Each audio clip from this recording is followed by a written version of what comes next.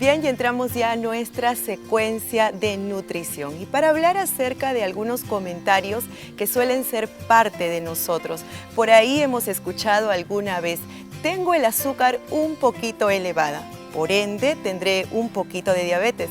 Con nuestra especialista Carmen Henderson lo descubriremos el día de hoy. Carmen, bienvenida al programa y gracias por estar con nosotros. Hola Joana, más bien muchas gracias por la invitación. Bien, Carmen, comencemos. ¿Qué significa tener el azúcar elevada en sangre?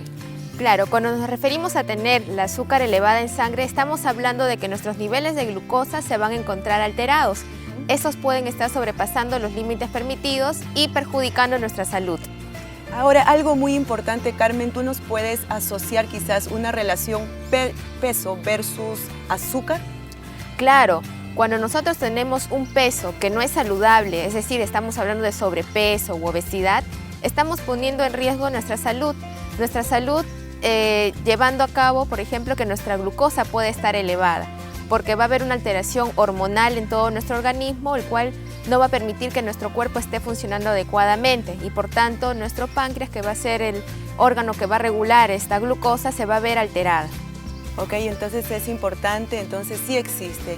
Hay mayor riesgo de tener desequilibrios en nuestro azúcar si es que no tenemos un peso saludable. Y ahora sí, quizás miremos nuestra mesa, que nos acompañan muchos alimentos. ¿Nos puedes explicar algo del índice glicémico y cómo este nos ayuda a manejar nuestra alimentación en casos de diabetes? Así es, Joana. Es muy importante que todo paciente detectado con ya una glucosa alterada o ya una diabetes, ¿no? Cuando estamos hablando ya de una diabetes en sí o prediabetes, debemos tener en claro que debemos manejar el índice glicémico. Algunas personas pueden entender, es un poco difícil. Complicado. Así es. ¿Qué es el índice glicémico? Fácilmente lo podemos deducir es cómo estos alimentos, que el contenido de glucosa, de azúcar que puedan tener, va a manifestarse en la elevación o disminución de nuestro azúcar en sangre. Entonces, ¿cuáles van a ser los alimentos que van a tener una alta cantidad de índice glicémico? Muchas veces van a ser aquellos alimentos que son más refinados. Por ejemplo, un pan blanco tiene un índice glicémico, una cantidad de carga de carbohidratos que nos van a elevar la glucosa o el azúcar en sangre mucho más alta versus un pan integral. Por ejemplo, acá en la mesa, ¿no? Vemos un pan marrón rico en fibras, el cual va a tener una carga de glucosa o un índice glicémico mucho más bajo. Más tosco, ¿verdad? Así es. Y en comparación del arroz, quizás ese arroz integral. Claro, el arroz integral es muy beneficioso para todo paciente diabético. ¿Por qué? Porque tiene esa cascarilla que lo cubre versus un arroz blanco que no tiene la cascarilla, no tiene la parte del salvado, el cual va a impedir que esa glucosa se libere tan rápido en nuestra sangre. En cambio, el arroz blanco, ya vemos un arroz refinado, solamente nos va a proveer del almidón, el cual rápidamente va a ser metabolizado en nuestro organismo. Y si hablamos acerca de las menestras como fuente de proteína de origen vegetal, ¿qué nos podrías decir?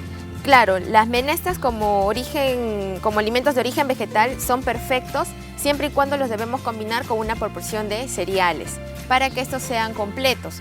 Además de que en un paciente con diabetes, como vemos, tiene la parte de la fibra, lo cual todo paciente diabético tiene que procurar que en su dieta diaria incremente el aporte de fibra para regular esos niveles de glucosa en sangre. Y por ahí uno de los aliados serían las verduras. Así ¿Crudas es. o cocidas? Claro. Siempre debemos también tener en cuenta el tipo de alimento que vamos a consumir o la preparación. Es preferible consumir los vegetales crudos. Número 1, porque aprovechamos las vitaminas que están en su estado natural al 100%, por así decirlo. Cuando los cocinamos, también las verduras pierden esa fibra que necesitamos potenciar en nuestros pacientes con diabetes. Entonces es preferible de que ellos consuman una buena proporción de vegetales crudos.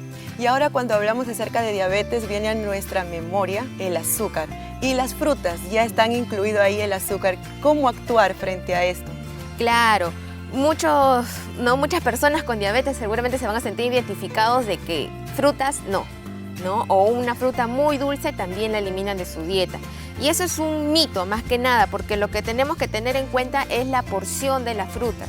Nosotros podemos comer la fruta que, digamos, deseamos o está de temporada, pero mantener una porción adecuada. Por ejemplo, si nos vamos a comer una granadilla, por ejemplo, que está acá, es súper buena en fibra, en vitaminas, pero solamente va a ser una unidad y no vamos a comer 1 kilo de granadilla, ¿no? Que algunas personas algunas veces exageramos con las porciones y se ve mucho en las personas con diabetes.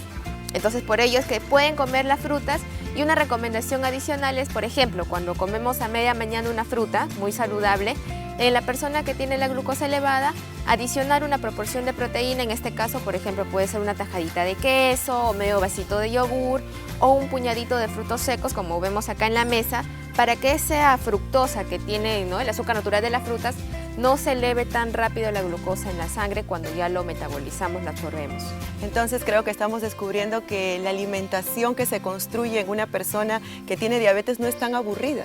Así es, para nada aburrida, para nada monótona, es variada, como vemos en la mesa hay una variedad de alimentos, distintos colores. Entonces toda persona con diabetes no tiene por qué sentirse menospreciada, por decirlo así, en cuanto al consumo de alimentos. Lo que sí tiene que cuidar es la calidad de los alimentos, la calidad de su dieta. Y si nos puedes armar de una manera muy sencilla un plato de comida, por ejemplo, para una persona con diabetes, ¿qué escogeríamos de todo ello? Claro, por ejemplo, ¿no?, para el almuerzo. Y en este caso la cantidad, ¿no? Claro, por ejemplo, para una persona en general no podríamos hablar de porciones exactas porque eso es muy personalizado, muy individual, va a depender del requerimiento de cada persona, pero en general para un almuerzo, por ejemplo, lo que tenemos en la mesa, podemos coger una media taza de arroz ya cocido, media taza de arroz, una media taza, un cuarto de taza de menestras, ¿no?, distintas, por ejemplo acá los garbanzos o las lentejitas, se puede hacer como un tacu-tacu, ¿no? Y queda muy rico, y con una ensaladita acá, ¿no?, de tomatito, pepinillos o una salsita criolla,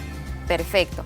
Además de que el limoncito que podemos colocar en la ensalada, también ese carbohidrato extra que tiene el arroz, ¿no?, las menestras también, entonces va a impedir la absorción tan rápida del carbohidrato o del azúcar en la sangre, ¿no? Siempre colocar en la ensalada algo de vinagre, algo de limoncito y no mucha sal, porque el sodio también ayuda a que esa glucosa que estamos consumiendo, que se está absorbiendo en nuestra sangre, entre más rápido a nuestra célula y por tanto nos perjudique.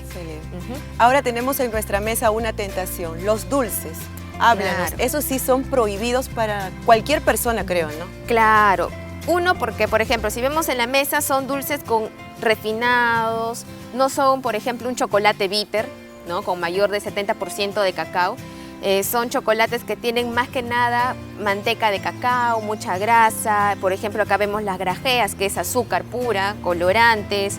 El wafer también tiene mucho carbohidrato simple, mucho contenido de azúcar. Entonces no es tan recomendable, no solo para una persona con diabetes, sino para cualquier persona en general, para mantener estilos de vida saludables. Y las bebidas gasificadas, que muchas veces las tenemos a la mano en todo lugar, ¿eh? Claro, las bebidas gasificadas es un problema, lamentablemente, porque nosotros en nuestro país tenemos una variedad de frutas, como vemos acá en la mesa. Es mejor prepararnos un refresco no sé, se me ocurre un maracuyá, una carambola, camu camu, que en la selva es súper nutritivo también, antes de estas bebidas gasificadas, porque no solo es el hecho del gas que tiene, que puede perjudicar a una persona que también padece de gastritis, sino es el hecho del azúcar, del contenido de azúcar extra y de sodio. Además que, por ejemplo, acá vemos un color amarillo, ¿no? Eso contiene tartracina, que es perjudicial también. Las gaseosas negras además también nos pueden descalcificar por el ácido fosfórico en sí. No es saludable, ¿no?, ni tanto para un paciente diabético ni como para la población en general. Muy bien, Carmen, creo que ya hemos hablado acerca de lo que podemos consumir, pero si nos puedes comentar así de una forma muy sencilla, ¿cómo podemos invertir esta energía que ya hemos consumido? ¿Qué ejercicios hacer? Claro, es ideal que todo paciente diabético tenga como parte de su estilo de vida realizar actividad física. Eso es primordial. Es una de las bases en las recomendaciones que da la Asociación Americana de Diabetes de realizar actividad física y seguir una alimentación balanceada para dejar de lado los medicamentos en muchos de los casos. Es importante realizar por lo menos diariamente 30 minutos al día.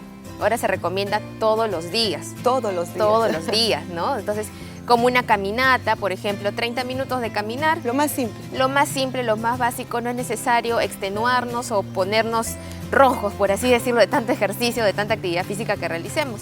Lo importante es mantenernos activos en la casa, de repente mantenernos barriendo, limpiando, ¿no?, un poquito, y saliendo a caminar. Bien, Carmen, el tiempo ha pasado, te agradecemos infinitamente por tu participación y esperamos tenerte en otro programa. Muchas gracias, Joana. Bien, queridos amigos, ponemos punto final a esta secuencia, pero tenemos algo más para ustedes. Hablaremos de las hemorragias en nuestra secuencia de primeros auxilios. Qué interesante.